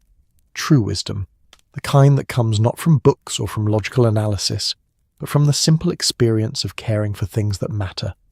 You have taught me something valuable, Mrs. Hudson, though I fear you may not realize it." Mrs. Hudson smiled, a genuine warm smile that transformed her ordinarily composed expression into something much more human and much more vulnerable. "Begging your pardon, Mr. Holmes, but I suspect I have taught you very little that you did not already know, though I believe you may have taught me something as well." "Have I?" Holmes asked with evident curiosity. "What might that be?" "That even the cleverest detective cannot solve all the world's problems," Mrs. Hudson said with a kind of gentle firmness. "That sometimes the greatest wisdom lies in knowing when to apply care and patience to what is broken, rather than seeking to expose and punish the one who broke it. You could have made a great scandal out of what happened. Instead, you chose a quieter path. For that, I am grateful." After Mrs. Hudson had returned upstairs to her other duties, Watson and Holmes remained in the kitchen, standing over the tablecloth. The afternoon light filtered through the kitchen window fell across its surface, illuminating the intricate embroidery of the border, highlighting the faint ghost of the ink stain that would, Watson suspected, never entirely disappear. "Do you think," Watson asked quietly, "that Lestrade will be able to move forward from what has occurred? That he will be able to recover from this crisis of conscience as the tablecloth has recovered from the stain?" "I believe," Holmes said thoughtfully, "that Lestrade will be forever marked by what he has learned about himself during this past week. Just as this tablecloth bears the faint trace of the stain that once marred it so dramatically, so too will Lestrade carry with him the memory of the moment in which he came to realize his own fallibility. But I believe also that he will come to understand, as Mrs. Hudson has understood, that the marks we bear are not necessarily marks of shame. They are rather marks of survival, marks that say, I have endured, I have learned, I have been tested, and I have chosen to do what was right." Watson nodded slowly. "And what of William Morton? Do you believe he will recover as well?" That depends, Holmes said, moving toward the kitchen table and running his long fingers gently across the now restored cloth. Upon the nature of his character, and upon whether the world proves capable of genuine restoration for those who have been wrongly accused. The physical injustice can be corrected. He will be released from prison, his arrest will be expunged from the records, his name will be cleared. But the psychological injury, the memory of those days of wrongful imprisonment, the knowledge that the machinery of justice proved insufficient to protect him, those injuries may take far longer to heal. You blame yourself for that, Watson said, understanding his friend with the clarity that only long association could provide. I do not blame myself precisely, Holmes corrected, but I acknowledge that I could not solve this problem in a way that would entirely prevent such suffering. William Morton will recover from his experience, I believe, but only through his own resources, through his own capacity for resilience, and through whatever compassion the world chooses to extend to him. My role in this matter has been limited. I have provided the means by which justice might be pursued, but I cannot dictate the terms of his personal recovery. The two men stood in silence for a time, the only sound the soft ticking of the kitchen clock, the occasional crackle of the fire in the range where Mrs. Hudson prepared the household meals. Watson found that he was thinking not only about the current case, but about all of the cases in which they had been engaged over the years. How many times had they solved a puzzle, only to realize that the solution brought only partial resolution to the human suffering that had prompted the investigation in the first place? How many times had logical precision proven insufficient to address the deeper wounds that crime left upon those it touched? We do what we can, Watson said finally. That must be sufficient. It must be, Holmes agreed. And yet, my dear Watson, I think we both recognize that sufficiency is a concept that remains eternally elusive to those of us who have devoted our lives to the pursuit of truth. We solve one mystery only to discover that it reveals the existence of greater mysteries beneath. We address one injustice only to recognize the existence of systemic injustices that our individual efforts cannot fully remedy. He turned away from the tablecloth and moved toward the door of the kitchen, clearly intending to return upstairs to the sitting room. But his movements were slow, contemplative, as if each step represented a further journey inward, into the landscape of his own thoughts. And yet, Watson continued, following his friend, we continue to engage in this work. We continue to pursue truth, to investigate injustice, to attempt to bring about resolution and restoration. If we believed our efforts to be entirely futile, we would not do this work. No, Holmes agreed, pausing at the foot of the stairs leading back upstairs. We would not. And that, I believe, is the greatest mystery of all. Not why crime occurs, or why injustice exists, but why human beings choose again and again to struggle against these things, knowing that their individual efforts may prove insufficient to change the fundamental nature of the world. That is the mystery that I have never fully solved, Watson. That is the puzzle that keeps me engaged with life, despite all of my logical analysis that suggests such engagement is ultimately futile. They climbed the stairs in companionable silence. As they reached the sitting room, Holmes paused once more, his hand upon the doorframe. You know, he said, what strikes me most forcefully about this entire affair is not the cleverness of the conspiracy, or the ingenuity of the framing of William Morton. What strikes me most forcefully is the ordinariness of it all. A man in a position of power made an error. To cover that error, he compromised the integrity of others. One of those others, Lestrade, proved to have a conscience sufficiently strong that the weight of his participation in injustice drove him to seek a way to make amends, and through that single man's decision to act according to the dictates of conscience rather than the dictates of professional self-interest, the entire conspiracy has begun to unravel. You place great faith in individual conscience, Watson observed. I place faith, Holmes corrected, in the human capacity for moral growth. I place faith in the belief that even those who have made terrible errors may, when confronted with the consequences of those errors, choose to do better. I place faith in the possibility of restoration and redemption, as if in response to sponse.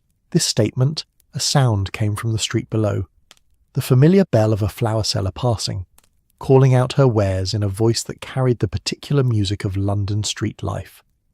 The sound seemed to echo through the sitting room, carrying with it the reminder that the world beyond their investigation continued its ordinary business, indifferent to the dramas that had unfolded within these walls. The world is still turning, Watson observed. Life continues, regardless of our efforts to solve its mysteries. It does, Holmes agreed, settling into his chair with a kind of peacefulness that Watson had not observed in him for several days. And that, Watson, is perhaps the greatest comfort of all, because it means that our failures, while they matter enormously to us, do not ultimately determine the course of the world. And it means that our successes, while they may help individuals and may correct specific injustices, are part of a larger tapestry that extends far beyond our individual understanding or control. The sitting room grew quiet around them. The fire crackled softly. The clock ticked its steady rhythm. Outside, London moved through its day, the flower seller continuing on her route, the carriages passing in the street, the ordinary dramas of millions of lives continuing their progression. And within this small room in Baker Street, two men sat in the kind of silence that comes only when those who share it understand each other completely, when words have ceased to be necessary because understanding has transcended the need for linguistic expression. Watson found that his earlier anxiety about the case had transformed into something else entirely, not satisfaction exactly, but rather a kind of acceptance. They had done what they could do. They had served justice while extending mercy. They had revealed the truth while preserving the possibility of redemption. Whether all of the consequences of their actions would prove to be positive could not be known. But they had acted according to the dictates of conscience and wisdom, and that, Watson had come to understand, was all that any person could truly do. The afternoon deepened into evening. Mrs. Hudson appeared to light the gas lamps. The fog of the previous weeks remained absent, replaced by clear London sky that was slowly darkening as the day drew toward its close. And below, in the kitchen, the restored tablecloth lay upon the table, bearing its faint scar of ink, a monument to the possibility of recovery, of healing, of moving forward even after damage has been done. In the days that followed, news would begin to emerge, quietly at first, then with increasing clarity, that William Morton had been released from prison, that an investigation had been opened into the conduct of a senior Scotland Yard official. Inspector Lestrade, despite some professional complications, had managed to navigate the bureaucratic waters in such a way that his own reputation, while marked by the incident, had not been entirely destroyed. The machinery of justice, imperfect as it might be, had ground slowly forward towards something approaching resolution. But this evening, in this quiet moment, none of that mattered. What mattered was the deep peace that comes from having done what one believes to be right. What mattered was the presence of a friend whose company required no justification, whose loyalty was absolute, whose understanding ran as deep as the foundations of true friendship can reach. The tablecloth downstairs, restored and renewed, awaited its return to service, and in the sitting room of 221B Baker Street, two men sat in silence, each contemplating in his own way the great mystery of human suffering, human resilience, and the possibility of restoration that lived at the heart of all genuine recovery. The case of the ink-stained tablecloth was, for all practical purposes, resolved. But the lessons it had taught, about conscience, about mercy, about the complexity of justice, would endure far longer than any material evidence or any logical deduction. And that, Watson understood with sudden clarity, was precisely the point. The greatest cases were not those that could be solved through clever analysis, but those that taught one something profound about the nature of being human, about the capacity for both error and redemption, about the possibility of moving forward even when one carried within oneself the marks of past damage and past failure. 2 weeks had passed since Mrs. Hudson had restored the tablecloth to its place of honour in the household. The spring had fully arrived now, bringing with it the particular quality of London renewal, the way the city seemed to shake off the grey weight of winter and remember that it possessed the capacity for beauty. The trees in the squares began to show their first tender leaves. The light, when it arrived through the windows, carried warmth with it rather than merely illumination.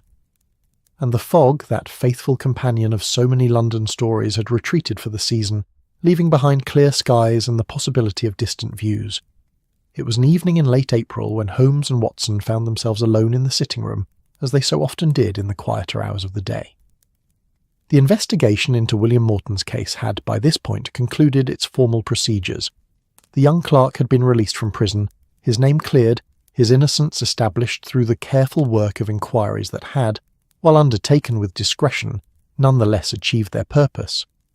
The senior Scotland Yard official implicated in the conspiracy had resigned his position quietly, with the kind of discretion that such matters often receive when they involve men of sufficient rank and connection, and Inspector Lestrade, while bearing the professional scars of the affair, had managed to emerge from it with his career largely intact, his reputation marked but not destroyed.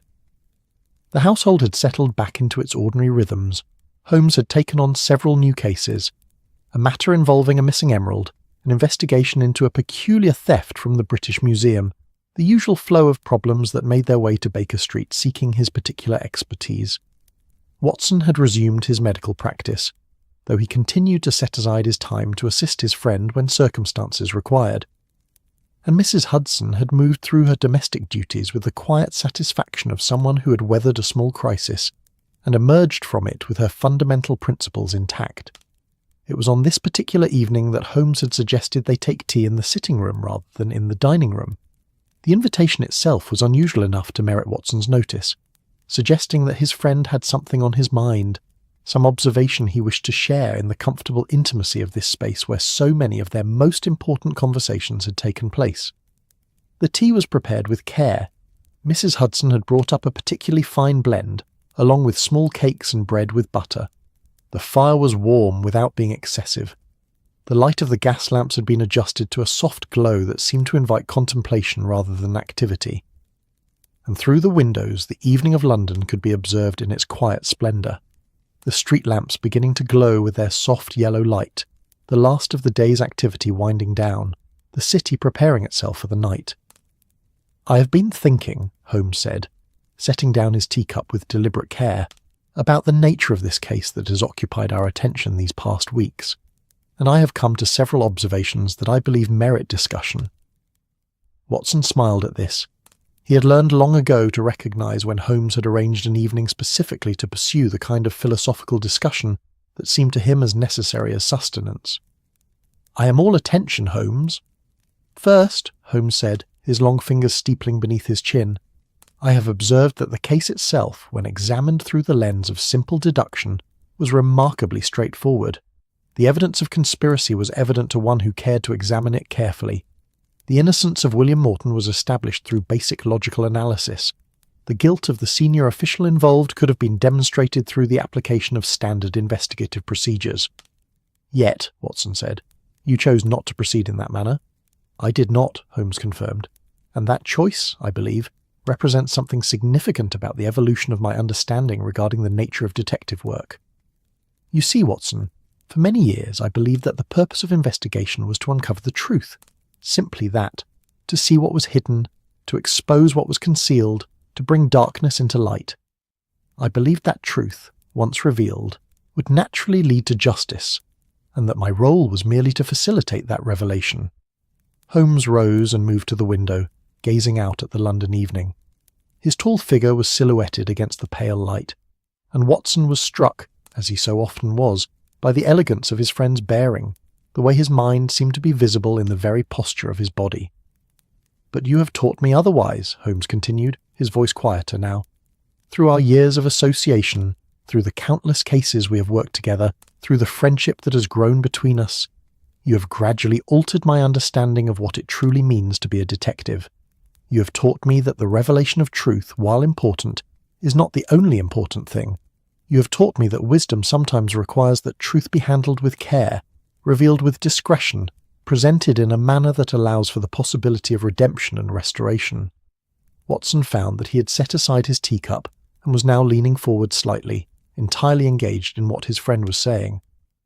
"In the matter of William Morton," Holmes continued, turning back to face Watson, "I could have gone directly to the newspapers with my findings. I could have demanded a public inquiry, exposed the conspiracy in full view of London, destroyed the career of the official involved immediately and completely. That would have been the straightforward path, the path dictated purely by a commitment to truth and to the public exposure of injustice. But you did not," Watson said. "I did not.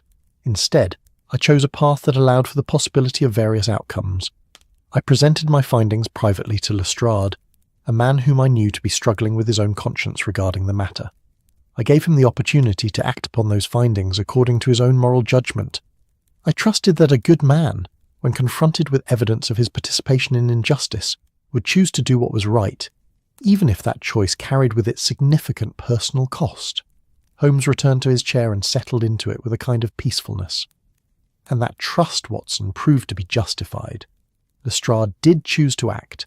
He did pursue the matter through official channels. He did, in the end, serve both truth and justice, even though that service damaged his professional reputation and caused him considerable personal distress. Watson nodded slowly, understanding the significance of what Holmes was articulating. "You're suggesting that the true detective work in this case was not the investigation into the theft, but rather the investigation into the nature of conscience and human choice." "Precisely," Holmes said, a faint smile crossing his face. "The solving of the puzzle was the least significant aspect of this entire affair. Any reasonably intelligent person, given sufficient time and resources, could have unravelled the conspiracy, but the question of how to apply that unravelling, how to reveal truth in a manner that would serve justice while also preserving the possibility of redemption for those involved in the injustice, that required something more than mere cleverness, that required wisdom." The two men sat in silence for a time. Outside, the evening deepened into true darkness. The street lamps glowed with their steadfast illumination, and within the sitting room, the fire crackled softly, maintaining its ancient conversation with those who sat before it. "I have also been reflecting," Holmes said at last, "upon the meaning of the tablecloth. You understand, I hope, that I have not forgotten Mrs. Hudson's restoration of it. I have not forgotten the symbolic significance of what she accomplished through her patient care." "The stain faded but did not entirely disappear," Watson said. "The cloth was damaged but was not destroyed." "Yes, and in that partial recovery, in that scarred but serviceable renewal, I see a metaphor for the entire affair. We cannot undo the damage that has been done. William Morton cannot recover the weeks he spent in prison. Lestrade cannot recover his former state of professional innocence. The official who committed the original injustice cannot escape the knowledge of what he has done, regardless of whether his crime is publicly exposed or quietly concealed." Holmes paused, his grey eyes distant as if seeing something beyond the walls of the sitting room. "And yet," he continued, "through the patient application of care, through the willingness to engage in the work of restoration rather than merely the work of exposure, it is possible to move forward. It is possible to create conditions in which healing can occur. It is possible for damaged things to become serviceable again, even if they bear permanent marks of what they have endured." Watson felt something shift within his chest at these words. He realised in this moment that he had been waiting for Holmes to articulate precisely this understanding. He had sensed, over the years of their association, that his friend was gradually moving toward a more nuanced understanding of justice and truth. But to hear it expressed so clearly, to have Holmes acknowledge it so directly, carried a weight of significance that extended far beyond this single case. "What you are describing," Watson said slowly, "is a kind of mercy. Not mercy that compromises with truth, but mercy that recognises the humanity of those who commit injustice, and that creates space for their redemption." "I am," Holmes said, and there was gratitude in his voice. "And I believe that this understanding represents the most important conclusion I have reached through the course of this investigation. It represents, in many ways, a validation of the path you have been attempting to guide me along for so many years, Watson. You have always maintained that the pursuit of truth must be tempered by an understanding of human complexity. You have always believed that justice, properly understood, must include the possibility of restoration and redemption. And I believe that at last, after all these years, I have come to understand the wisdom of your position." The evening grew deeper still. Mrs. Hudson appeared to refill the teapot, her movements quiet and efficient. She exchanged a few brief words with Holmes regarding a matter of household maintenance, accepted his compliments regarding the excellence of the evening's provisions, and withdrew, leaving the two men once more alone in their companionable silence. "Tell me, Holmes," Watson said as the evening drew toward its close, "do you believe that William Morton will recover from what he has endured? Do you believe that he will be able to move forward and build a life despite the injustice he has suffered?" "I believe," Holmes said carefully, "that the answer to that question lies entirely within William Morton himself. What I can say is that he has been given the opportunity to do so. The official barriers to his recovery, his imprisonment, the false accusation, the stigma of a guilty verdict, have been removed. What remains is the personal work of coming to terms with what he has endured, of processing the trauma of wrongful accusation, of learning to trust in a world that has already failed him once. And that recovery will be slow, Watson observed. It will not follow the neat trajectory of a solved case, moving from mystery to clarity to resolution. It will be complicated, uncertain, subject to setbacks and moments of doubt. It will be, Holmes agreed. And I suspect that recognition itself, the recognition that recovery is complicated and uncertain, represents a form of wisdom that I had not previously possessed. In my earlier understanding of the world, problems had solutions. Mysteries could be solved. Injustices could be corrected. But this case has taught me that while these things are true on a certain level, they are only partially true. The solving of the mystery does not automatically solve the human suffering that the mystery has occasioned. The correction of the injustice does not automatically heal the wounds that injustice has created. Watson rose and moved to the window, looking out at the London night. The city stretched before him, millions of lives being lived, millions of stories unfolding simultaneously, most of them unknown and unrecorded. Somewhere in that vast cityscape, William Morton was attempting to rebuild his life. Somewhere else, Inspector Lestrade was continuing his work, carrying with him the marks of his moral crisis, but also the knowledge that he had chosen to do what was right. And somewhere else still, the official who had orchestrated the conspiracy was living with the consequences of his actions, however privately those consequences might be endured.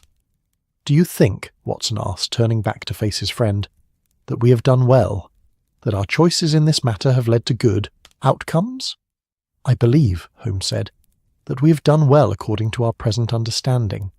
I believe that we have applied the wisdom available to us at this moment, and that we have chosen a path that, while not perfect, represents our best understanding of how to serve both truth and mercy. Whether history will judge our choices to be right, I cannot say, but I am at peace with them." The evening was drawing to a close now. The fire had burned lower, and the room had grown cooler. Watson was aware of the particular quality of late evening, that time when day has fully yielded to night, when the world outside the windows has settled into its sleep, when those still awake feel themselves to be moving through a kind of dream, where ordinary time and logic seem to operate differently. "Before we retire," Holmes said, rising from his chair, "I wish to express something that I have perhaps not expressed with sufficient clarity or frequency. I wish to thank you, Watson, for the role you have played not merely in the investigation of this case, but in shaping my understanding of what it means to be a detective, to be a seeker of truth, to be a human being engaged with the world." Watson felt emotion rising within his chest at these words. Holmes was not a man given to expressions of sentiment, and to hear such thanks expressed so directly was profoundly moving. "You have taught me," Holmes continued us, "that brilliance without wisdom is merely cleverness, that logic without compassion is merely mechanical, that the pursuit of truth must always be conducted with an awareness of the human consequences of that pursuit. These lessons have not come easily to me, for they have required the unlearning of much that I had believed to be fundamental. But they are lessons that I would not now wish to unlearn." The two men stood facing each other in the dying light of the sitting room, and Watson recognized in that moment that they had arrived at something like the truest understanding of their friendship that they had yet achieved. It was not the understanding born of adventure or of shared danger, though they had experienced those things together. It was rather the understanding that comes when two people have, through years of association and genuine care for each other, managed to see each other truly, not as idealized versions of themselves, but as real people with real limitations, real capacities for error, and real capacities for growth. "We should retire," Holmes said finally, moving toward the door of the sitting room. "Tomorrow will bring its own investigations, its own puzzles, its own opportunities for the application of detective work. But for tonight, I think we should allow ourselves the peace that comes from having done what we believe to be right, and from having learned something valuable in the doing of it." Watson followed his friend upstairs. As they reached the landing, Holmes paused for a moment and turned back. "I have instructed Mrs. Hudson," he said, "to use the restored tablecloth for our breakfast tomorrow morning. I thought it fitting that it should return to active service, that it should no longer remain a monument to what was damaged, but should become instead an instrument of the ordinary domestic comfort that characterizes this household. I trust you approve of this decision?" "I do," Watson said warmly. It seems fitting that the tablecloth should resume its role, bearing its scar but not defined by it. Precisely, Holmes said, and there was something approaching contentment in his expression. And perhaps that is the final lesson of this case, Watson, that we ourselves are like that tablecloth, marked by what we have endured, carrying within us the traces of past damage and past error, and yet capable of moving forward, of remaining serviceable, of continuing to fulfill the purposes for which we were created, or for which we have created ourselves. The two men retired to their rooms. The house grew quiet around them, and downstairs in the kitchen the restored tablecloth lay in its place, waiting for the morning's breakfast, bearing within its weave the entire story of what had transpired. The stain that had sparked an investigation, the conspiracy that had been uncovered, the conscience that had demanded action, the choice to pursue truth with mercy, and the ultimate restoration of what had been damaged. Outside, London settled into its night. The city that had been the stage for so many dramas, so many investigations, so many cases of crime and mystery, continued its eternal work of being itself, indifferent to the small human dramas that unfolded within its boundaries, yet somehow also containing and holding those dramas within itself, as if the city itself were a kind of witness to all that occurred within its borders. And in the sitting room of 2 Snawsonby Baker Street the fire burned down to embers, and the gas lamps slowly flickered and faded, and the room, which had for so many weeks been filled with the intensity of investigation and moral questioning, finally achieved the peace and quietness that comes only when important work has been completed, when significant choices have been made, and when two friends can rest in the knowledge that they have done well. The case of the ink-stained tablecloth had reached its conclusion, but the lessons it had taught, the wisdom it had imparted, the way it had altered the understanding of those involved, those would continue to reverberate through the days and years ahead. And that, perhaps, was the truest measure of any mystery. Not whether it had been solved, but whether its solving had led those engaged in the solving to understand something deeper about the nature of truth, justice, and the complex business of being human in a complicated world. As the night deepened, as London slept, as the great city rested in its cyclical restoration, there remained in one sitting room on Baker Street the memory of what had transpired here. Not the memory of brilliant deduction or clever analysis, important as those things might be, but rather the memory of two friends coming to understand each other more fully, and through that understanding, coming to understand themselves, and in that quiet private knowledge they had found something far more valuable than any public triumph or celebrated success. They had found, in the midst of investigating a mystery, the quiet truth at the heart of all genuine investigation, that the search for understanding is ultimately a search for connection, that the pursuit of truth is ultimately a pursuit of meaning, and that the deepest satisfaction in detective work comes not from solving puzzles, but from learning how to live more wisely, more compassionately, more humanely in a world that is far more complicated than any puzzle, far more mysterious than any case, and far more precious than any solution could possibly convey. And as sleep claimed them both, as the night wrapped itself around the city like a gentle blanket, the restoration was complete, not merely of the tablecloth, but of understanding, of connection, of friendship deepened through shared experience and shared growth. The adventure ended, the mystery was solved, and in the solving of it something far more important had been discovered.